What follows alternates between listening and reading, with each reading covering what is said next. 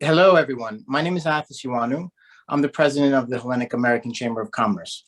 Excuse me. I'd like to welcome you today to Rebuilding Part 2, our follow-up to our a recent event of rebuilding post-COVID in the city of New York. And thanks, everybody, for joining today. We have a wonderful panel. Real estate and construction is really a main artery of the economy of the city. And it touches really every part of business throughout the city and throughout the country. And so we're very excited to bring this wonderful panel to you today. I'd like to introduce Mr. Emanuel Kokinakis from Mega Contracting and Development. He's really done a tremendous amount of work. So I'd like to, again, to put this together. So thank you very much, Emanuel, and thank you, Mega, and thank you very much to our sponsors and to everyone on the panel today to put this event forward. Thank you very much, Athos. Just quick background about myself. I head up Mega's development arm. Mega's a construction management and real estate development firm, been around for over 30 years. And our focus is in ground up new construction and multifamily development. So that's my personal background. And I'm personally extremely excited to be hosting this panel again and moderating here. The last time we spoke was a little over a year ago, last March, and that was right before, I believe, if my COVID history serves me correct, which isn't the best, but right before Delta had come around. So there was still a great deal of uncertainty in the New York real estate market. The debt markets were very tight, capital markets were very tight. I think our panel was heavily focused on the effects of COVID and kind of just being reactionary and dealing with the events that were taking place at that time. Now we're in hopefully a much different position, and we've assembled a great set of panelists again today to get their insights on the current state of the market and the factors we should be considering in the near future. So as Athos mentioned, our panelists cover the breadth of the real estate market, including lenders, developers, brokers, asset managers, and attorneys. And I'd like to take a second to introduce our fantastic panelists here. So I'll start with Mr. Hugh Donlon. Mr. Donlon has served as the Executive Vice President and Chief Lending Officer of ALMA Bank since February of 2021. Prior to joining ALMA, he was the Chief Lending Officer of Astoria Bank, responsible for the overall management and growth of Astoria's loan portfolio, including residential, multifamily, commercial real estate, and business banking. Previously, he has held several leadership positions at several well-known banking institutions. Mr. Donlon has also served on the board of many industry associations. He received his bachelor's degree from Georgetown University and has an MBA from the Fordham Graduate School of Business. Thank you for joining us, Hugh. Good afternoon. Next on our panel, we have Peter Papamichael. Mr. Papamichael is an accomplished New York State-based real estate and construction entrepreneur and principal of the Vorea Group, a Long Island City-based real estate development and construction management firm. Born and raised in Queens, a civil engineer graduate from my alma mater, Cooper Union, Peter is a lifelong New Yorker who is passionate about facilitating the connection of business and community. Peter lives in New York with his beautiful wife and 2 daughters. Thank you for joining us again, Peter. Peter was a panelist on our first time around. Thank you, Emanuel. Thanks for having me. Also, I'm a Met fan. Okay, we won't hold that against you. Yeah, just add that to my bio for the next panel. Next, we have Stephanie Andrews. Ms. Andrews is the Senior Vice President of New Development for M.N.S, a New York City-based real estate brokerage firm. Ms. Andrews has been with M.N.S since 2012 and currently oversees all of M.N.S's project and pre-development stage. So she assists developers with the unit mixes and design, amenities, programming, and pricing. after which she transitions projects into the marketing stage. Ms. Andrews also manages M.N.S's research department and is responsible for all of M.N.S's market research, including comparative studies to assist in the underwriting, pricing, and marketing of projects. We look forward to your insights, Stephanie. Next, we have Mr. John Petras. Mr. Petras is a co-founder and managing principal of ROCKFARMER Properties. Since the company's inception in 2006, Mr. Petras has been directly responsible for the acquisition, financing, strategic development, and vision for more than 2 million square feet of multifamily office and retail properties, representing a total value of more than $2 billion. A Queens native, Mr. Petras is also responsible for the company's asset management and serves on the board of several philanthropic organizations.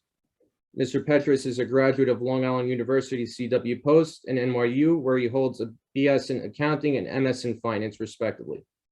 Thank you for participating, John. Thank you, Manny. Pleasure to be here. And last but not least, we have Belinda Schwartz. Ms. Schwartz has chaired HERRICK's real estate department since 2014 and is a 30-year veteran of New York City's commercial real estate market. She is a leader and mentor of more than 60 attorneys and urban planners, and one of the only women in the country to chair a major commercial real estate practice. Ms. Schwartz's clients include prominent developers, owners, funds, investors, and family-owned real estate businesses, whom she advises in complex debt and equity transactions, fund formation, property acquisitions and sales, joint ventures, construction matters, and leases. And thank you again, Belinda, for participating again. You were also one of our original panelists. So thank you for being with us again, Belinda. Thank you so much. Before we jump into the discussion here, anyone at any point anyone has any questions they'd like to ask, please feel free to enter them into the chat feature here, and we will address them after the panel discussion. So to kick things off, panelists, the COVID pandemic has hit many New Yorkers close to home and has decisively and in many ways permanently impacted the fabric of the urban living environment. We have hopefully already seen the worst of the pandemic. Folks are slowly beginning to return to their offices.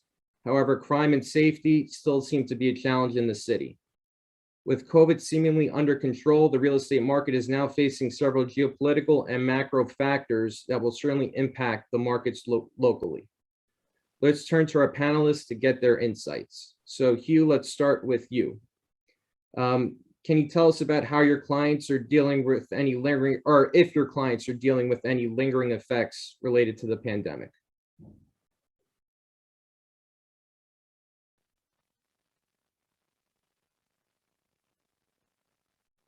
Hi, Hugh, are you with us? Yeah, sorry about that. No problem. Are you able to see me, Manny? Yes. Okay, I don't know if you can prevent the number from popping up when I'm talking.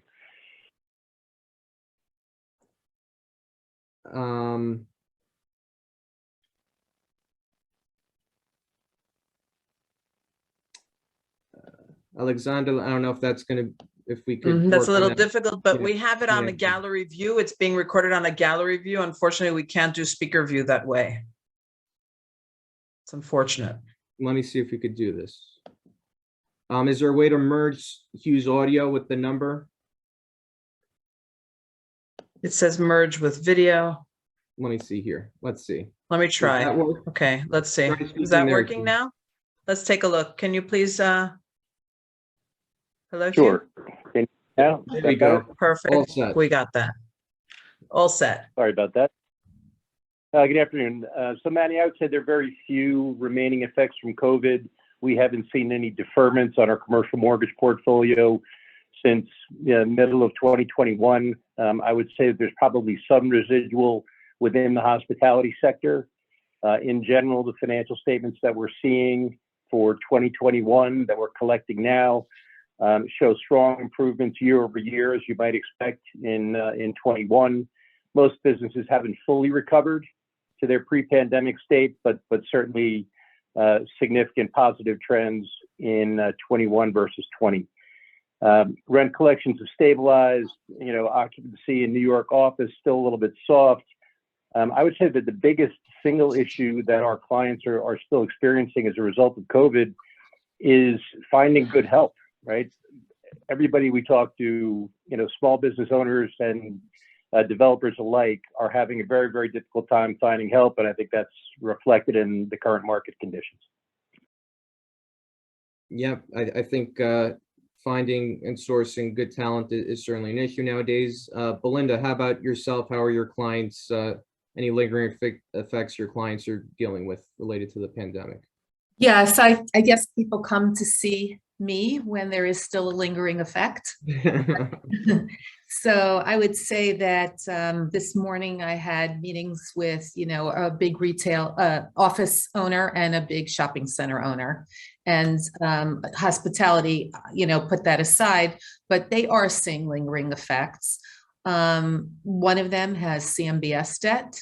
They're worried about that when it comes due. And so we're seeing it particularly in those asset classes.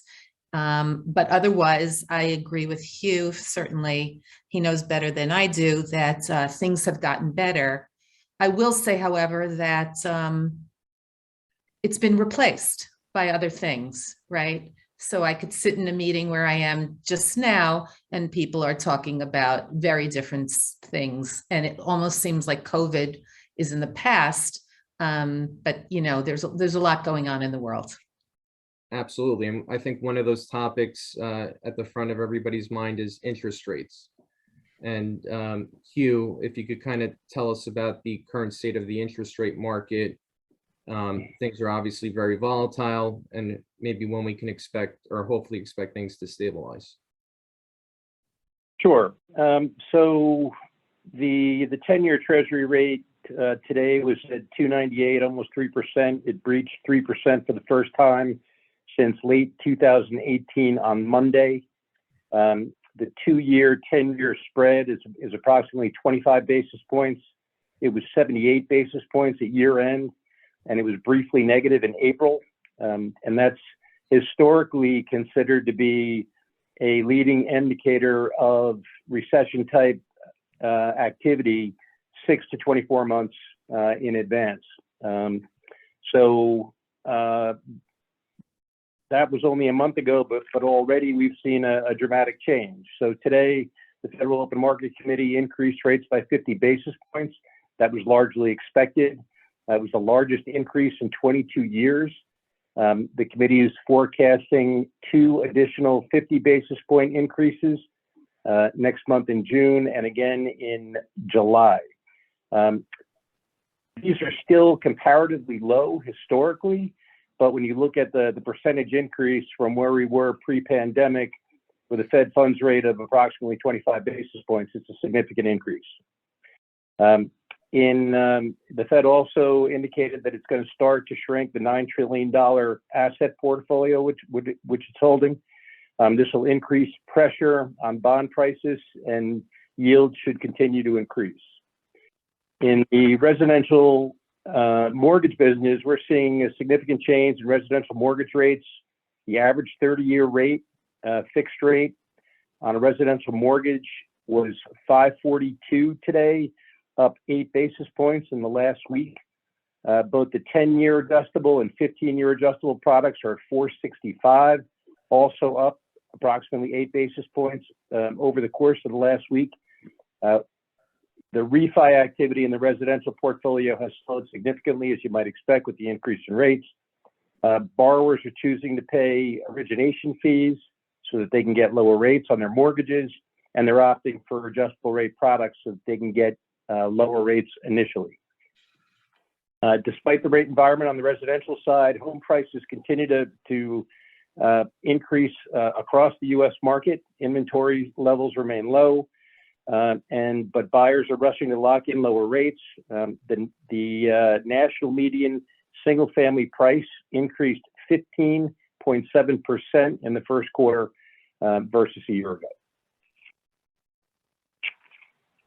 Those are all staggering figures. And John, I don't know if you have any thoughts about the current climate and what you potentially foresee or hope to foresee in the near future.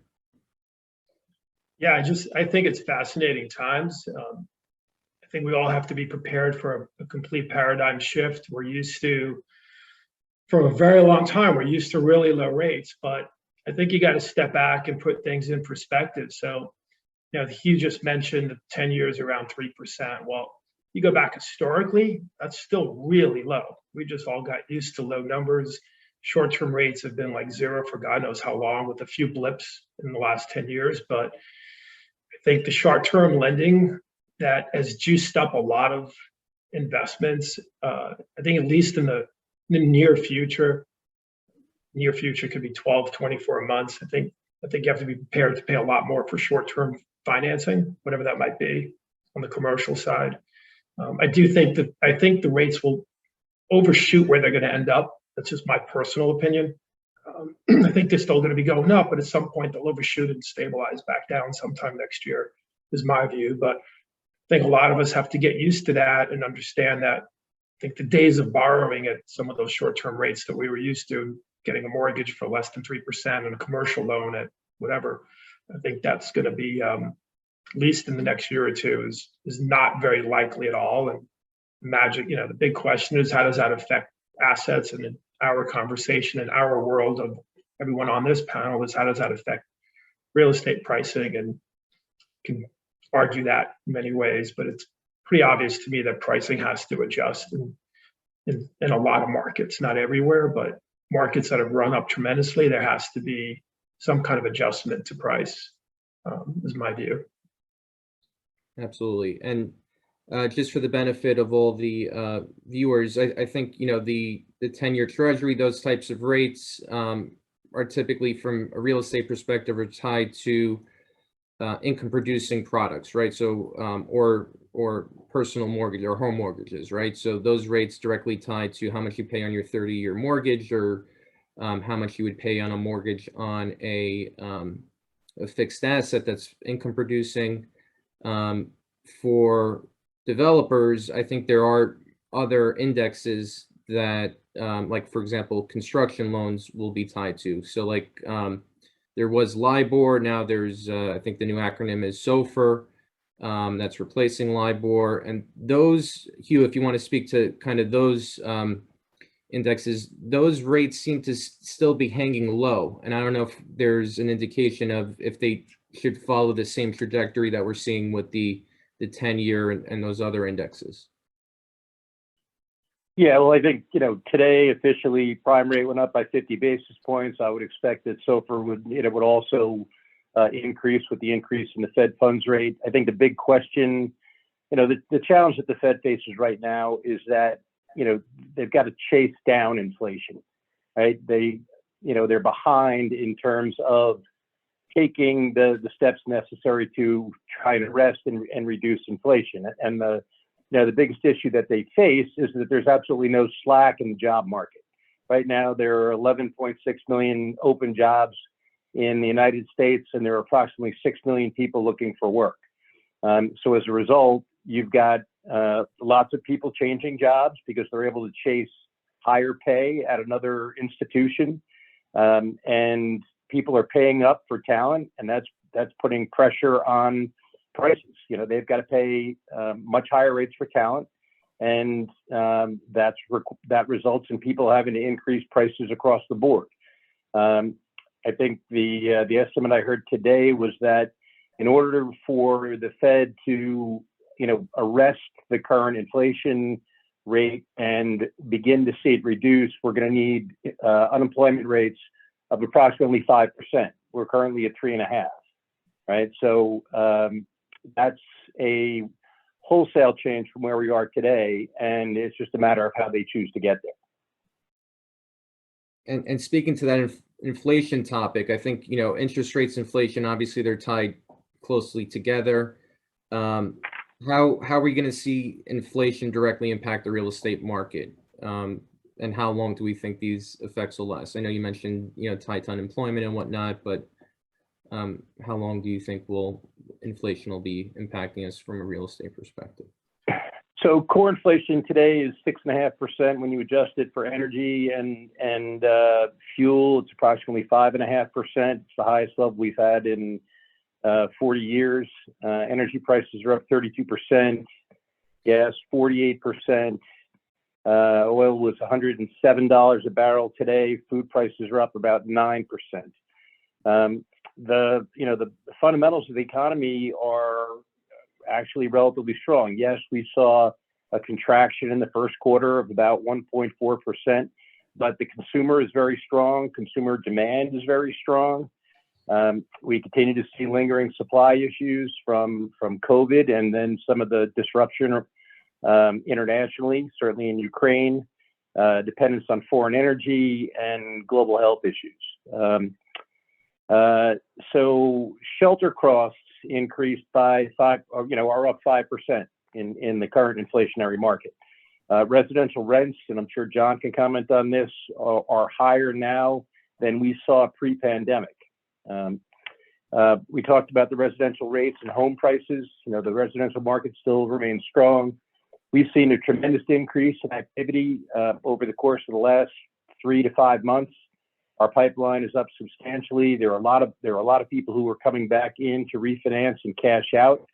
The good news is that the banking sector in general is very healthy, right? Most banks are sitting on an enormous amount of liquidity. Asset quality is very good in general, due in part to the low interest rate environment that we've seen.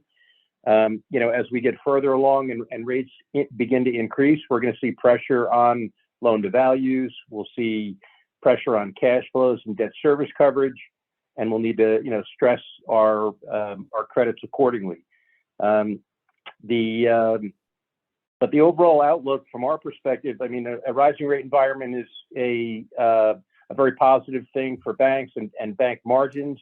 And, we're poised to lend and take advantage of the opportunities in the near term. Great. And would you say there's any different conditions in your lending environment, or how has that been impacted? Again, so obviously with the increase in rates, we've got to be a little bit more careful about debt service coverage. I think depending on, what happens with economic activity, you may, continue to see some creep up in cap rates over time. I'm sure there are other folks on the panel that have, a strong view on that. But overall, credit quality is strong. I think, from a banking perspective, banks are going to be looking to make loans in the near term. And, until there's enough, recessionary activity that it becomes a concern and it begins to impact asset quality. But we're certainly not there yet. That's good to know that hopefully the taps stay on for the foreseeable future. Yeah. Thank you for all those great insights, Hugh. I want to turn it over to Peter Papamichael, who's a developer member of the panel.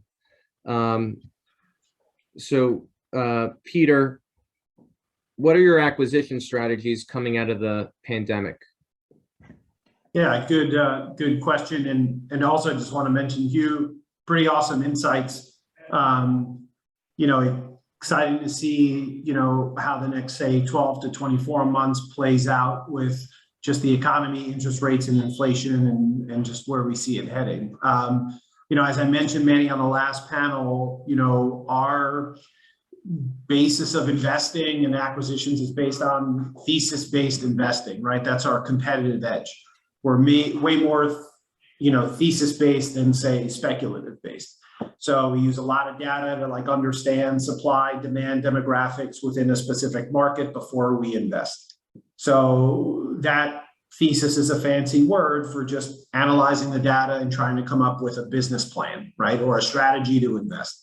So I would say that interest rates and cap rates are one component of those, those variables that go into our equations. But at the end of the day, development is a combination of multiple competitive edges that sum to, a healthy transaction if you're doing it well. So we're analyzing supply and demand demographics, proximity to subway, neighboring impacts on a micro market. If there's 2,000 units coming to a specific, micro market, there's going to be a demand for retail. I mean, it's just like 101, right? So that's how Vorea really is set up, right? So we try to use our thesis to, isolate macro events, right? And just focus on a smaller scale and it related to a market and make micro market decisions. So the other thing, that we've done on the acquisition strategy is we've really used, our 3 verticals, construction, brokerage, and development, to try to really get an insight into multiple facets of the industry. One of the big things that we've seen that's been a change out of the pandemic is small business, we think, is exploding. We're seeing small business really scale. A lot of new businesses have showed up in New York. Hugh mentioned how people are changing jobs. They're not only changing jobs, they're following their dreams to, start their business and try to scale.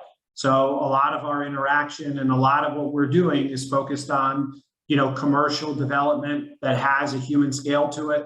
We're focused on, smaller tenancies within those neighborhoods, 2,000 to 20,000 square foot tenants. That's honestly been part of our thesis since 2017 for Queens and Brooklyn. And we're seeing that really shake out now as people don't, Midtown is hurting, there's no doubt about it, right? But the fundamentals of how people work and how people travel related to how they travel to work and how they spend their time has changed. So, the boroughs are a real focus for us. It's an intermediate step going into Manhattan, whether you're, commuting from Long Island or, Eastern Queens or South Brooklyn, right? Maybe you don't necessarily want to go all the way to Manhattan. So we're focused on human scale office, outdoor space, retail fundamentals. We did this deal pre-pandemic where I think you know about it. It has 500 to 600 square foot stalls for food and beverage retailers. They've took advantage of the fact that they can put their seating on the outdoors with the restaurant seats application or outdoor restaurants that's now become permanent, and they've focused their model on delivery. So it's that was very successful for us. I think we hit close to like $100 rents in an industrial zone that was generating $30 rents as far as comps, right? When we presented that to our lenders, they thought we were crazy, but we leased it up in the middle of the pandemic. So I think that, projects for startups, projects for, mid-level companies that are scaling in small business are all on our roster. And then I would also say that on the residential side, I think everybody is seeing the results of the pause in supply in the boroughs that started in 2020 and somewhat ended in 2021. New York hit a hiccup in, rental supply and condo supply. Sure, a lot of people moved out east or up north and bought single family homes, but the majority of your renters and now the people coming back and we were talking about this on the last panel that it was going to happen, right? Your students were going to graduate. You were going to get 2-3 years worth of graduates all looking for the same apartment on the Lower East Side or in the middle of Williamsburg. So that is really creating some vertical pressures. Add inflation to the mix. I don't know, what are rents currently for new product being projected in Queens or Brooklyn? $75, $80? That's pretty nuts. If I told you on the last panel that new buildings in Brooklyn were going to open at $75 rents, you'd tell me I'd be the biggest optimist you've ever met, So I think, that's supply demand. That's what just happened, right? So, the supply got shut down for 24 months. Demand spikes now. People are, the job market's amazing. Everyone's looking to move to be in the New York City center core, and there's your result. So Hugh, I don't know if we're in a recessionary period, I feel like everyone's employed. Everyone who isn't employed is getting a raise, as everyone who is employed is getting a raise or relocating to another job. They have more discretionary spending. I think we're looking good. It's just interest rates are going up. Okay. It's just one aspect of, the overall investment thesis and platform. Sorry, I could ramble for hours if you want. No, that's great insights there. And I think, I think the question is from, a developer's perspective as well. Are those increased rents going to offset the impacts interest rates might ultimately have on cap rates, right? So typically, new developments have, some sort of institutional investors for larger scale projects, and interest rates ultimately drive cap rates. So Peter, I don't know if you want to speak to that relationship. Yeah, sure. I think, look, the rates are going up, a point, or, depending on who you are and your crystal ball, right? Like, where do you see the overall creep? Rents are moving $10, like there's big movement on rents because it's not just inflation, it's also demand. So I think that it certainly compensates, assuming you underwrote 2020 levels. If you or 2021, if you decided to speculate and overpay for land, you're jammed up. You're going to have a problem because your construction prices went up. Yes, your interest rates went up and your cap rate went up. So, there's cost of capital considerations, right? Like we were saying, it's like multiple factors that result in a profit margin at the end of the day. And it depends on how conservative you are going into it. I'd say right now, if we were going to talk about today moving forward, the life cycle of a transaction, right, is 36 months, 48 months. Hugh was talking about interest rates making their way up. John Petras was talking about them flatlining and maybe declining and overshooting. Okay, so pick your timeline. Is it 12 months from now, 24, 36? Either way, you're in a position where when you deliver in 36 months from now, 40 months, 30 months, depending on where you are within your phase, you should be in a situation where things have leveled out. Inflation, will stagnate over the next 12 to 24 months. The Fed will then dial back some of their rates, right, to spark more economy and more growth. And at that point in time, you're looking okay on a refi. Yeah. Great feedback there. And John, I just want you to jump in the conversation, maybe speak to some of your acquisition strategies from a development perspective. Sure. I mean, one thing that's interesting to know, and kind of picking up from where Peter left off, is, and this, I'll speak of multifamily, but this applies to everything. So if you dial back the clock a year ago, around that time, the 10-year, which we all consider as a risk-free rate. So, right, everything runs as a premium. What can you earn off of a perceived risk-free rate? I think it was about 1%. The average cap rate for multifamily in the United States was about 5.25% at that time. So you had almost 425, 450 bps spread from so-called risk-free rate to a cap rate. That's on a national average. Just to, local is more important, but just to put in perspective, historically, that spread is about 250 bips. So if you were looking at things a year and a half ago, cap rates pretty much have to compress because everything usually reverts to the mean. And they did, and they compressed significantly. So two things have happened. Fast forward to today, cap rates compressed from that 5.25 to maybe 4.25 on a national average. But as Hugh said, the 10 years now at 3. So you have currently, you have 125 bip spread as a risk premium from current cap rates. And those are trailing numbers. Just based on historics and everything reverting to the mean, cap rates have to go up, basically, or interest rates have to go back down. Something has to give. And it takes time for all this to play out. But, if we're looking at a 10-year that's going to stay in the 3s, well, then cap rates have to go up. Peter spoke about tremendous rent growth. Who would have thought $70-something in Brooklyn? I agree with that. But at some point a year from now, you're probably not going to see a $60 a foot property trade, renting at 75. You might be at 75, but you're not going to project it's going to 90. That's probably not a realistic thing. So when you take away the rent growth on existing or new development, whatever you want to call it, if your tenure is at that higher rate, then cap rates have to come in. So just there's no way about it. In terms of investment strategies, we don't do a lot of ground up. We're more bespoke type ground up developers and redevelopers in the city.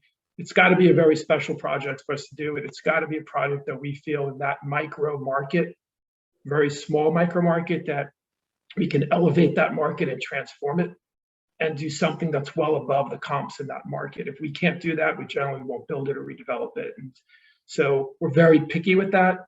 Hence, we don't do a lot of deals every year on that space. We were exclusively multifamily for many years. Sad to say this, don't have a lot of interest right now in New York City multifamily.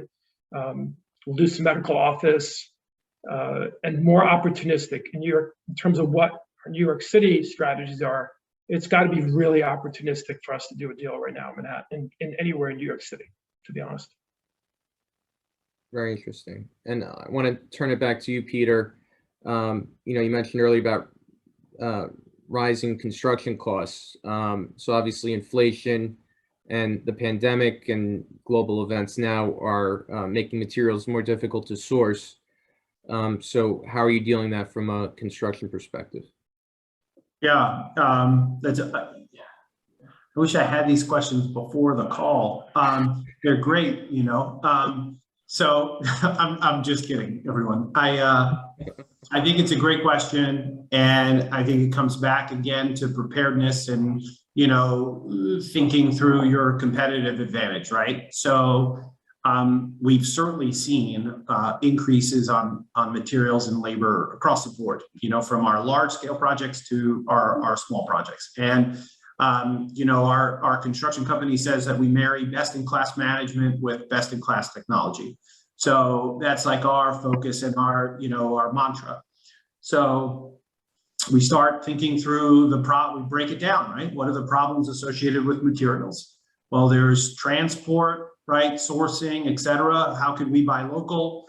How could we simplify the design to buy local? And then you start peeling that onion and thinking through, construction at the end of the day is an assembly of all these parts, right? So we really start paying attention to the kit of parts, how it gets assembled, and how to simplify it so that it's readily available. So we've made changes to the design to source locally, to still be able to maintain the product type that we were going after, but we've saved costs associated with assembly. The other thing that we've done is buy early. If you're going to buy it, you start putting deposits down, start negotiating on, stuff you're going to need in a year and a half. So it's really elevated the construction game, especially in the non-union side, to be really thinking well in advance, probably 6 to 9 months earlier than we were thinking, say, in 2019. And then that translates, that mindset translates now into labor.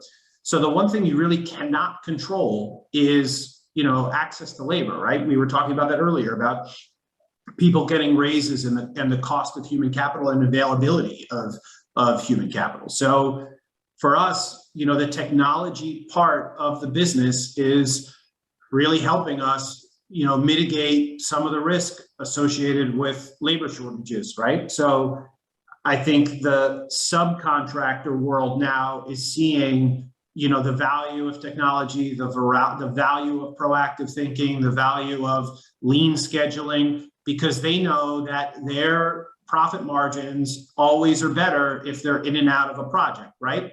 So if their schedule extends, their risk associated with labor extends, their price therefore is increased when they bid for you, right? So what we've been trying to do is really work hand in hand with the sub, think through their schedule, think through the impacts of our design on how that affects them.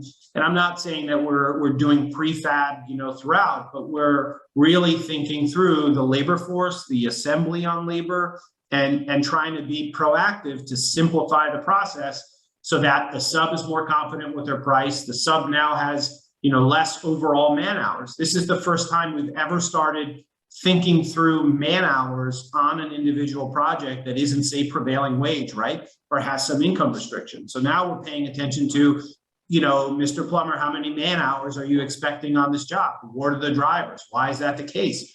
I mean, getting in that level of detail, it's not to get into their profit margin and say, hey, do this for a 10% markup instead of a 15. We're trying to help outthink the cost of doing business so that they make their same margins but charge us less. That's the overall goal.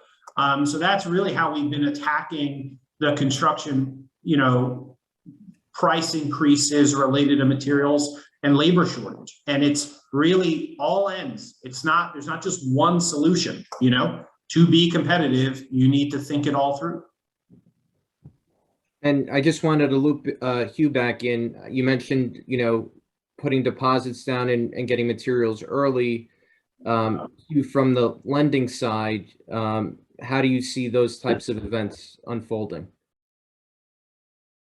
So we've been told that materials costs have moderated slightly. They had been up really, really sharply, and that seems to have improved a bit.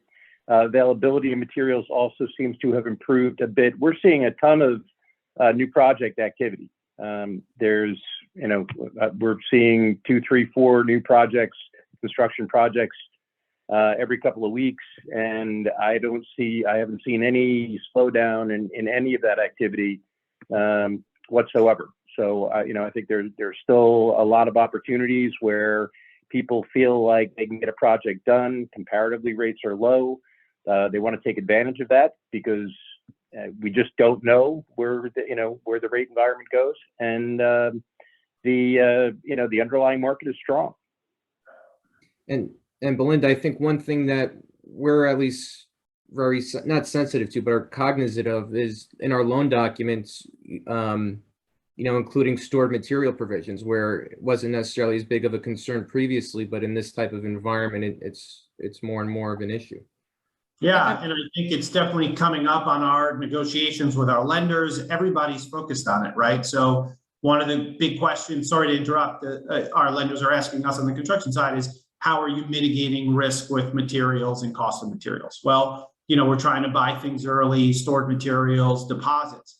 So, a lot of times, Hugh, on our construction loans, the lender says they don't fund deposits, right? They'll fund stored materials. So that's part of the overall negotiation, and what the banks can help with, to help mitigate the risk for everyone kind of across the board. Yeah, no, agreed, Peter. And I think, certainly as the environment changes a little bit, I would have to say, we are, scrutinizing, the sponsors more carefully to make sure that, they have the necessary liquidity to complete a project. And that kind of guides our decision around whether or not we're looking for big reserves or whether we're willing to finance that. Sure. And I know you've been quiet so far, but I think it's a good time to pivot to Stephanie, because Stephanie holds all the juice and the numbers. So Stephanie, we'd love to get your input about what's really happening in the market. We've heard some panelists speak to $75, $85 rents in the boroughs and whatnot. So why don't you tell us about the absorption and pricing you're currently seeing in the market? Yeah, I mean, it's been phenomenal, simply put. And as Peter mentioned earlier, it's really about supply and demand. Like on the rental side, as people started coming back to the city last year, we have seen low levels of supply across the board, which has led to increases in prices with little to no concessions, coupled with a much faster rate of absorption. So as an example, we launched leasing at 5 Points just over a year ago, which is 785 market rate units, 1122 in total. We underwrote $60 a foot across 2 years with an absorption goal of 18 months. We ended up outperforming that with 90% leased in 11 months and blending at 70 a foot. So on top of that, which again, cherry on top, we did 90% of those deals directly, which made Dave Wolkoff very, very happy, of course.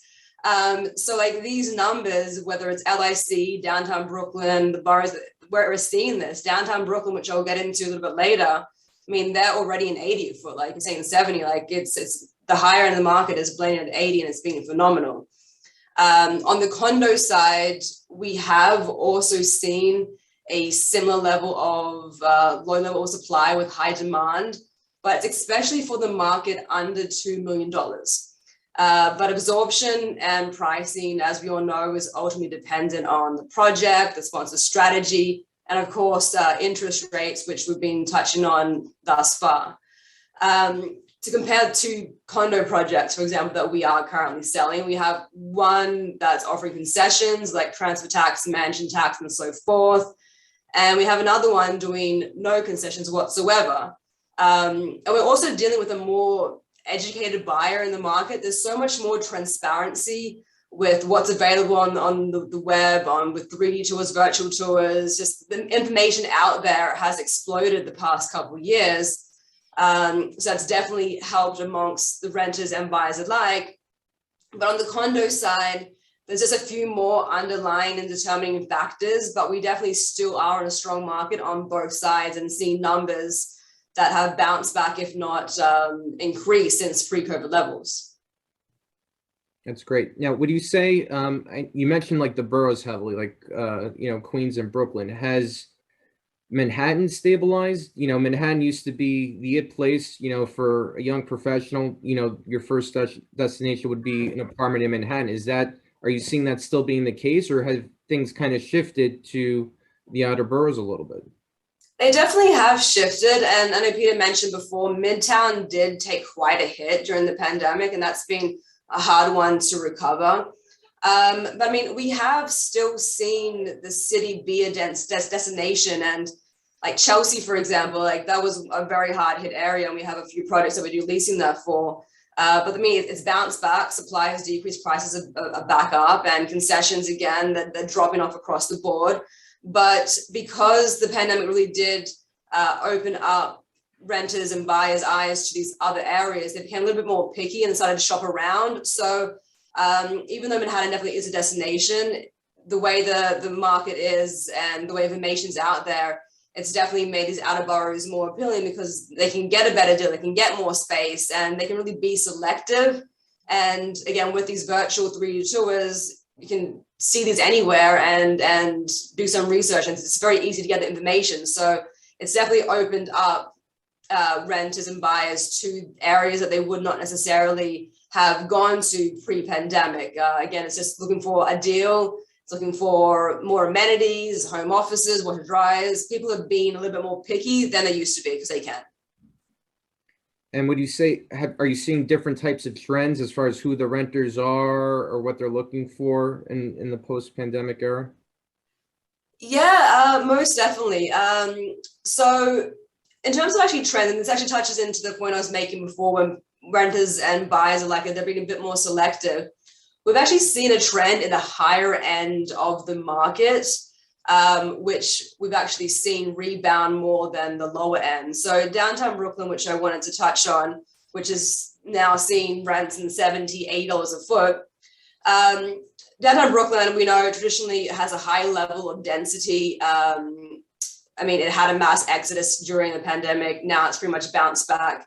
And when we look at the numbers of what's been the supply and what's available, it's very minimal. Like apartments are on the market on the rental side for a couple of days and they're gone.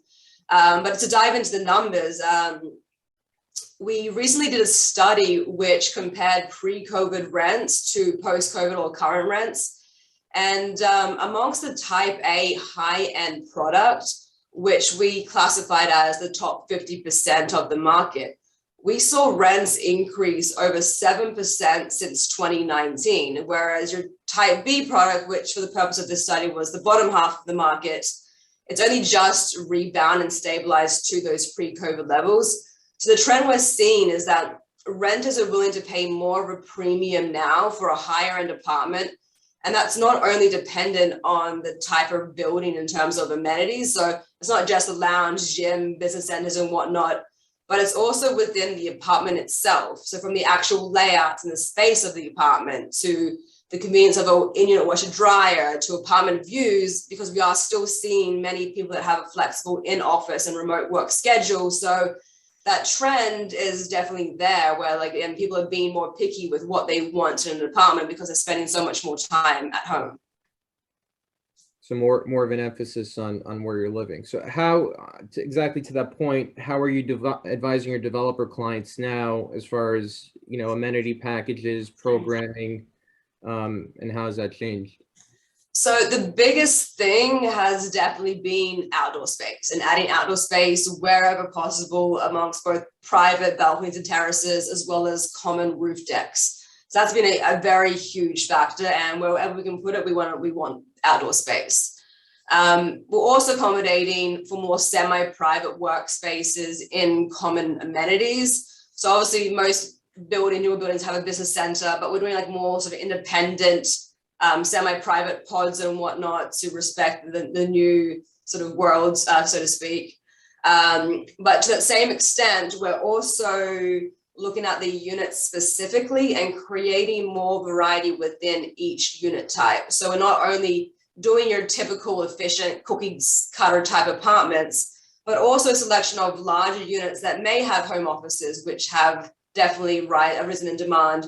Especially when we have areas that have that depth issue, we still want to be cognizant of the price per foot and maximizing the return for our clients, but also we want to meet the demand of the market. And having this kind of variety within the unit mix as well helps with absorption overall, because we're creating different price points and casting a wider net of buyers and renters. So it's helping in full circle. I mean, there's other things that are at play as well when we look at like 421A and stabilization and whatnot. That also affects the unit mix, but from the pandemic, it's really been outdoor space and more flex spaces within the units and the buildings. And John and Peter, how are you reacting to this new environment and this new reality? I think Stephanie covered, I mean, outdoor space is paramount these days, but I think what we have to remember is that as developers, you're talking about product that you're going to deliver 2, 3, 4 years out, whatever it might be.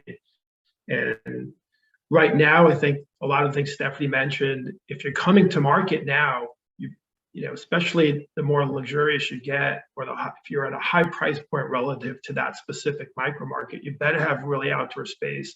You better have unique layouts. That's really, really important. But you know, if I'm buying land today and looking 4 years out, I don't think the world's going to be that much different from what it's always been in that specific market wherever you're developing. So I think there'll still be an emphasis in outdoor space, but you know, I don't think we'll be talking about COVID 4 years from now when you have to have, you know, I remember the Times did a piece a year and a half ago on this exact question. A lot of the respondents in there were, we're going to need touchless entry and all sorts of, and I think if you were designing a building then you'd probably go crazy with trying to do all these things. My response is, I don't think anything's really going to change that much 4 years from now.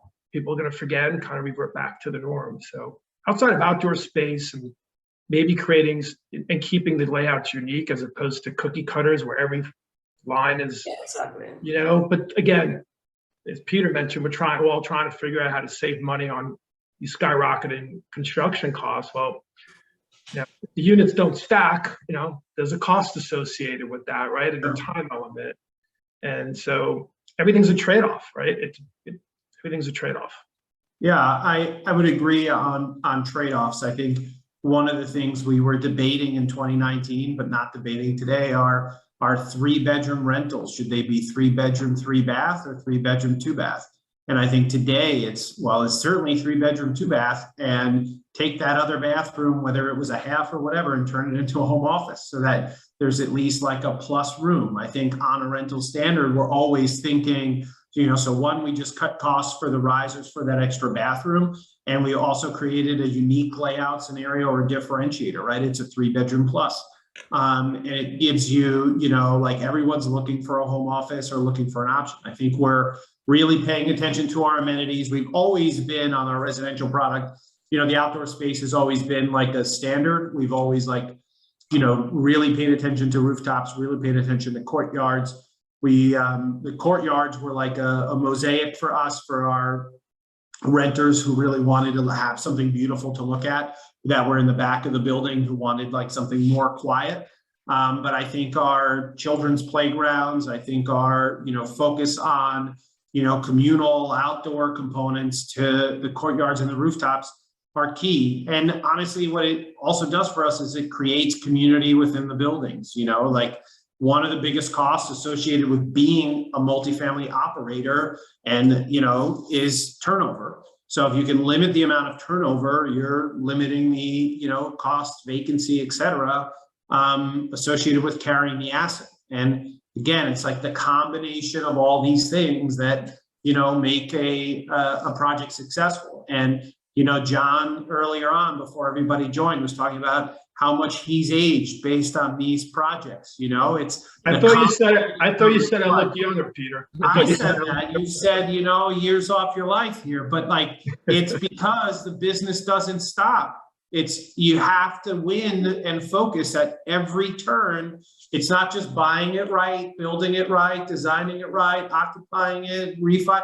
It never ends. You're done, and then you have to release something because somebody failed and had to move out. So I just think that, competitive advantage and focusing on, human scale and, put yourself in their shoes. Would you want to live there? That kind of thing. I want to add one thing, man, if I may, because Peter touched on it and I neglected to touch on it, is you talked about building community. And I think go back to COVID issues, one of the things I personally feel will linger and will be around for a lot longer than somebody who wants a touchless entry into a door because they're worried about COVID is a property or community that can build. People want to be more social, I think, eventually, as this fear of COVID goes away, and it has been. Building community and getting people to connect and creating touch points where people can connect in a community doesn't necessarily equate to you're going to get a higher rent, but it does go to retention. It does go to that tenant or owner feeling that somebody's paying attention, somebody's helping curate something that's special that you can't get in most other buildings because ownership or management is not paying attention to those things because they take effort, not always money, but effort. And I think that's something that if you can create in the community going forward, will show up in retention, will show up at a tenant or an owner dragging one of their friends to buy there or rent there because it's such a great feeling. That's something that I think is not going to go away anytime soon. And I think the firms that focus on that and do a good job of creating community, and I don't mean some BS little event, like consistently, constantly doing things that are relevant and engaging the tenants or owners, I think you're going to see a nice windfall for that in ways that don't always show on your rent growth. Yeah, John, I think that's a great point, right? It's the hospitality aspect of multifamily, right? And it's realizing you're in a service business, right? Our product is the building, right? Our patrons are the tenants. We work for them, right? So we want to make sure that they feel, fulfilled. And I think that it's easy to look at a spreadsheet and be like, oh, I'm going to build this and sell it out. But like at the end of the day, it lingers and the service, is key.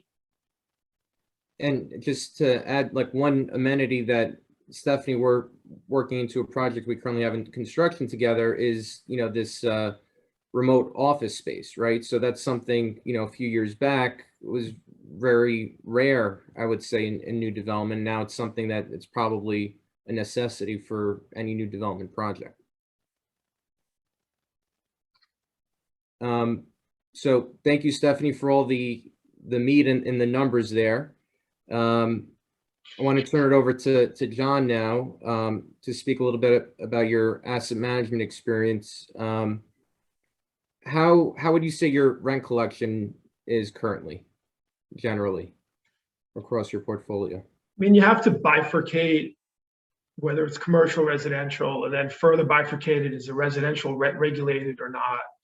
Well, we had, I think, 3,500 rent regulated units 5-6 years ago. Thank God we sold most of them 5-6 years ago. But the remaining rent regulated units, it's getting better, but I think we're averaging in the high 80s to 90 on the rent regulated units. I don't think it's going to get a whole lot better for a lot of reasons: politics, courts, people still thinking they don't have to pay rent from comments that some of our politicians made during the height of COVID. And on the commercial side, it's stabilized. Rents are rents are pretty much back to normal, with some exceptions of you always have a few bad actors that just know the courts have been closed or backlogged. And so I think we're probably within 100 bips of normal. We still have some catching up from arrangements with some office tenants, retail, that we made some deferment and some accommodations for them. So I think it's very, honestly, it's very property specific and neighborhood specific. If you go to the West Village, no issues with collections. It's basically 100%. We have other issues going on, in terms of homelessness and other things, but collections are great, phenomenal, better than ever been. You go into parts of Queens that have rent regulated tenants, not where they used to be pre-COVID. Commercial, it depends on the property. We have commercials that are back to normal. We have commercial properties that are lagging in different ways. So it's kind of very specific to the property and the specific location if we're talking about New York City. And how are you dealing with some of those bad actors? There's been a moratorium on evictions, but that seems to be opening up. So how are you dealing with tenant litigations and evictions at this point? I think, to be really candid and honest, and Belinda, I'm sure you'll chime in here because we're dealing with some of your associates that are handling some cases for us. I think it's a disaster. I think the whole court system and the whole process that's going on in New York, I'll give you, I'm not a negative person by any means, but I'm just talking openly. And we have commercial tenants that haven't paid rent since before COVID, that still haven't paid, that we still can't get them out, that are mocking the judicial system, and the judges aren't doing anything. So, in hindsight and knowing what I know today, I think the best situation with tenants like that is cut a deal with them early and get them out. If that means paying them to get out, even if they owe you money, in some cases, that's the best economic position to take in New York City right now. I know that sounds ludicrous, and it's really hard psychologically to think that way and to actually do that. But from a pure financial, non-emotional point of view, it's really gotten to a really frustrating point, and so much so for us that we've been doing a lot. Most of our acquisitions have been in other markets outside of New York, and that's part of the reason. So. But Belinda, you can, I'm sure, comment on what you're seeing currently. I'm sure it's getting better, but. So, John, you all know this. I don't do litigation. Luckily me, I get to call someone else. I do transactional work, but obviously we have a big real estate litigation department. And I would say this, it's complicated, right? Because there's such a backlog in state court. So there's still a lot of pending cases.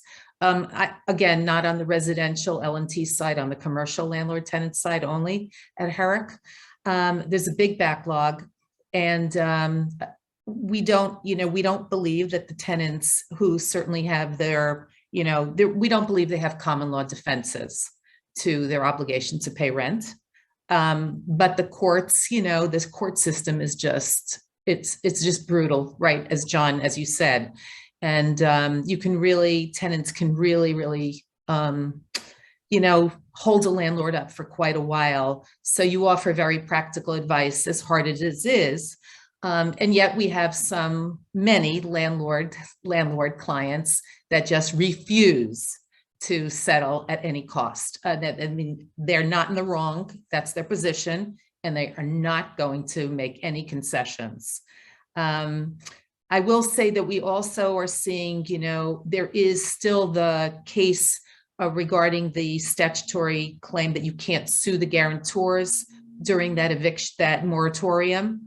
And there is a constitutional argument as to whether or not it is constitutional.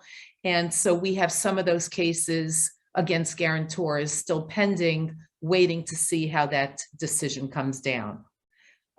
Again, practical advice is move on, but it's not for every one of our clients. Yeah, you mentioned one thing that's really important. Especially Peter, you touched on, you're dealing with smaller businesses, and there's a boom in startups. And traditionally, whether you're renting 1,000 square foot retail store or even a 10,000 square foot space, especially in the boroughs, right? If the tenant doesn't have some strong history of being a business or credit, you're typically getting some kind of personal guarantee or good guy clause, right? In those situations, that, that case you just mentioned that's still working its way through, whether it's constitutional, not constitutionally adequate. I can't tell you how many tenants normally we threaten to sue personally because they're not paying, or they'd blow their good guy clause and they'd be personal liable. That was one of the worst things that happened, especially in the smaller spaces. Tenants feel like, well, you can't do anything to me. I've really no assets in my business, and you can't come after me personally.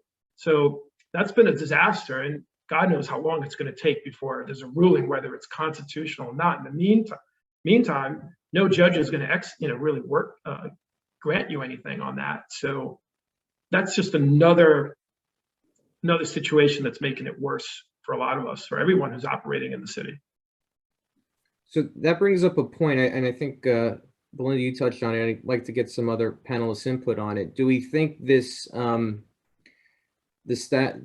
current status of the courts and the eviction process is somewhat tied to labor issues, right? Because folks have no need to pay rent.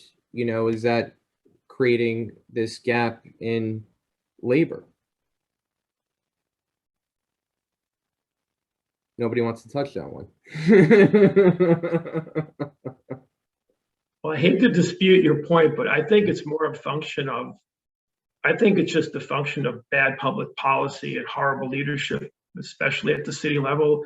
When you have major politicians talking about you don't pay your rent, which is what was going on, and to some extent still, and the judicial system being closed, backed up, and less likely to throw someone out on the street.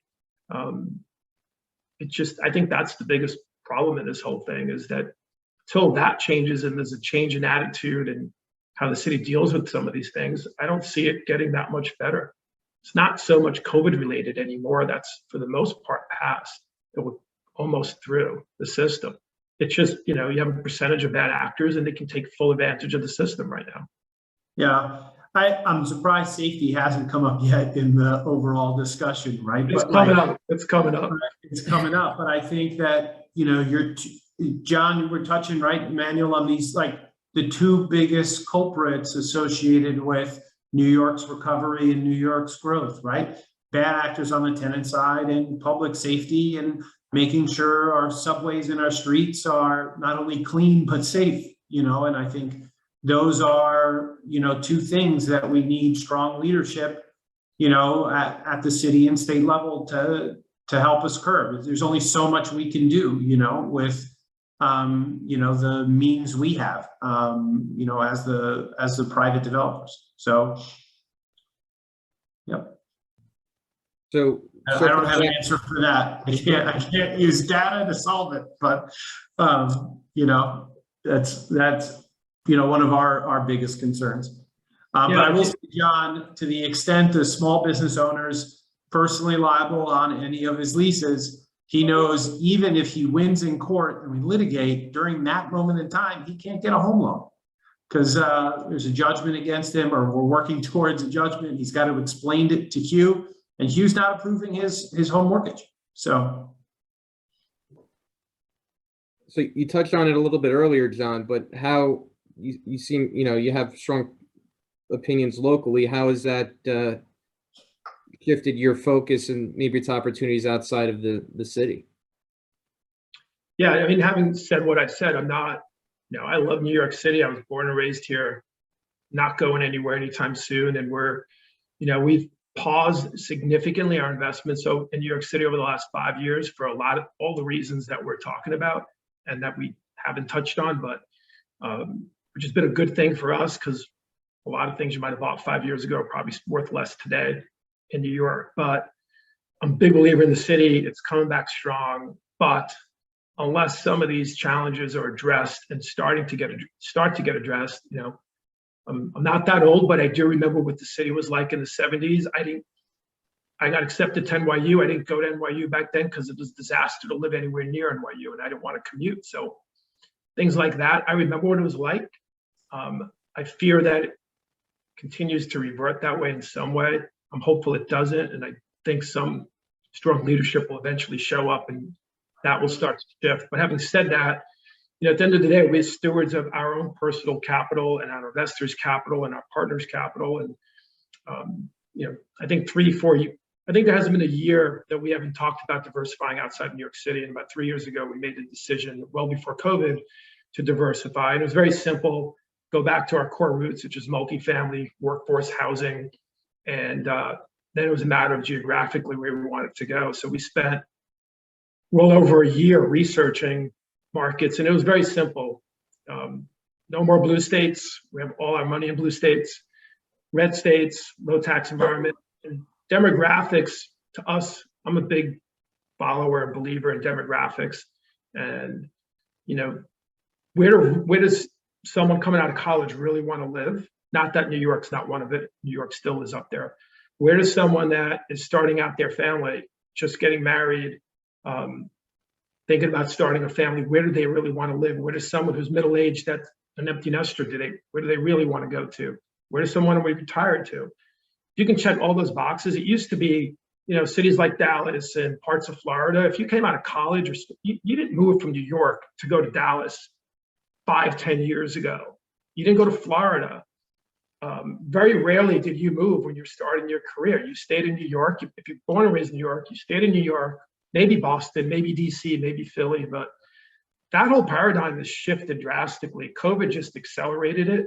And so if you just look at demographics, like states like Texas, which was what we love, and we bought, I think, close to $200 million of assets in the last 8-9 months in Dallas and Austin and San Antonio. So we're really excited about the multifamily platform there and the growth potential. And having been in the rent regulated space in New York for 20 plus years, it is really a pleasure to work in areas that they welcome business, they welcome your dollars. They're not generally fighting against you at every turn and hitting you with all sorts of fines and violations and not being responsive to getting permits or closing out jobs or whatever it is. Tenant doesn't pay rent, couple months they're out. They know that, so they don't jerk around with you.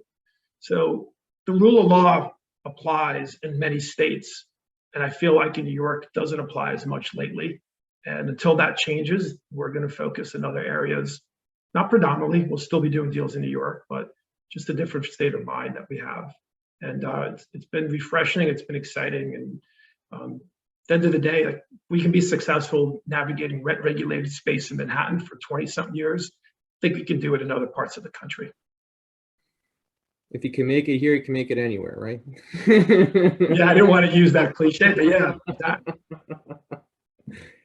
So I want to circle back to Belinda. Belinda, from a legal perspective, if you could speak to how you're seeing transaction volume and deal flow lately. Should I say yes? I must tell you that I think Q4 of 2021 was one of the busiest quarters that we had doing deals, closing deals. It is just, and it's started on January 1 with a vengeance. We start over from $1 on January 1st, and it has been spectacular.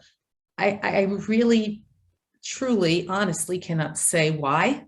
I did not expect it to happen last year, certainly during COVID. Obviously, the beginning of the year, the tail end from the year before, I get it. There was a lot of anxiety and there were a lot of things to deal with helping clients still, but we finished the year with an overwhelming amount of business, and it's the same now. I have heard anecdotally that things are slowing down a bit from some of my colleagues at some of the other firms.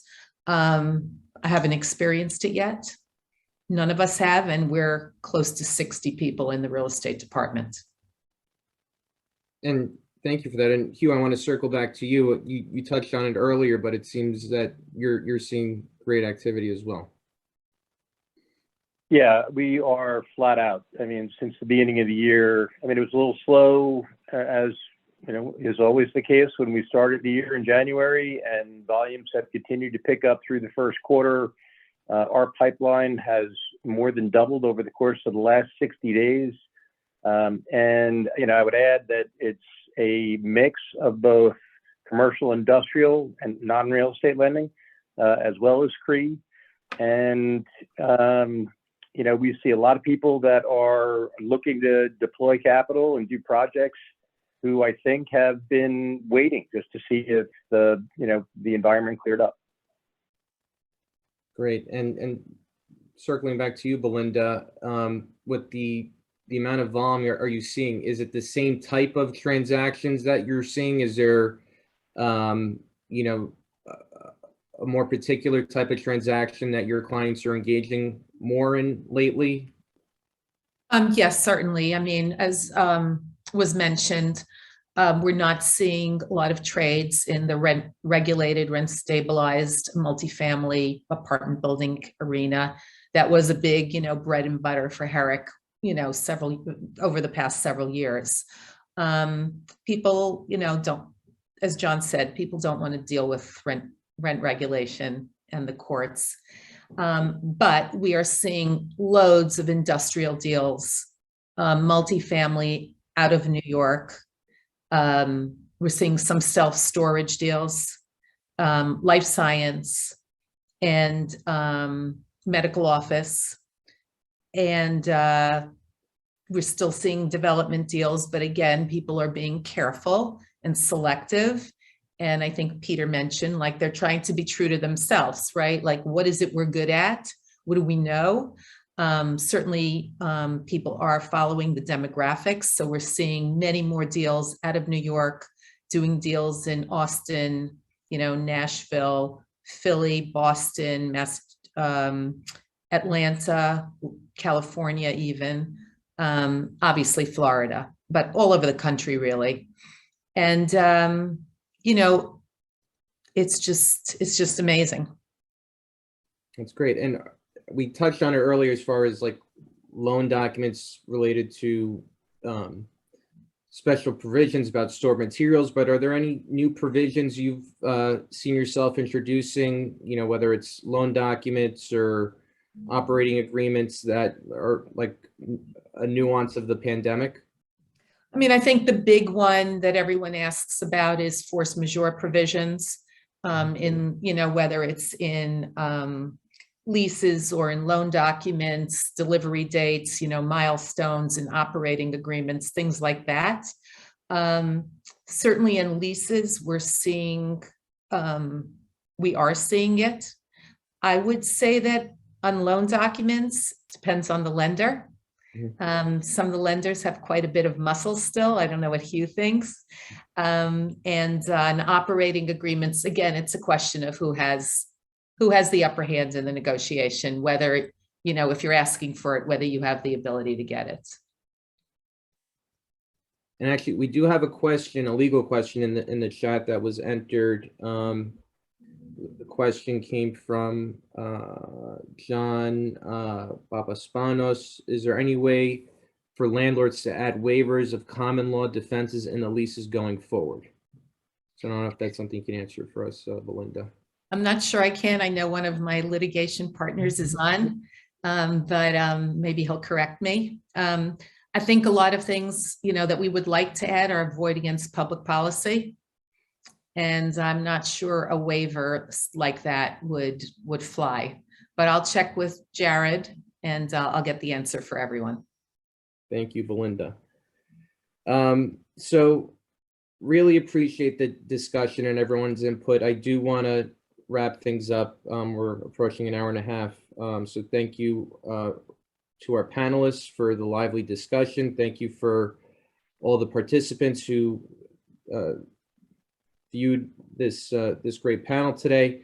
And last year, I think our outlook was generally positive, even in the midst of the pandemic. And I just want to circle back to each of the panelists to give a couple last words about your outlook. If you want to limit it to a couple words to simplify things. I don't know if it simplifies things or makes things more difficult, but how you view the real estate market for the year to come. So Hugh, we'll start with you. Sure. So we're optimistic. Business is good right now. Our borrowers seem like they are, if not fully back to where they were, they've certainly made significant progress. Activity is brisk, and it's nice to be playing offense again, right? There's a very different attitude around the office when you're able to help clients by executing and getting transactions done than you are in just trying to work through ongoing problems with collections and deferments and problems. So I would say certainly for the foreseeable future, we're very bullish and looking forward to a strong second half. Great. Peter, last words. Yeah, I would echo Hugh's sentiments. I'd say we're cautiously optimistic would be the only thing I would modify, but I think fundamentals in multifamily are very strong.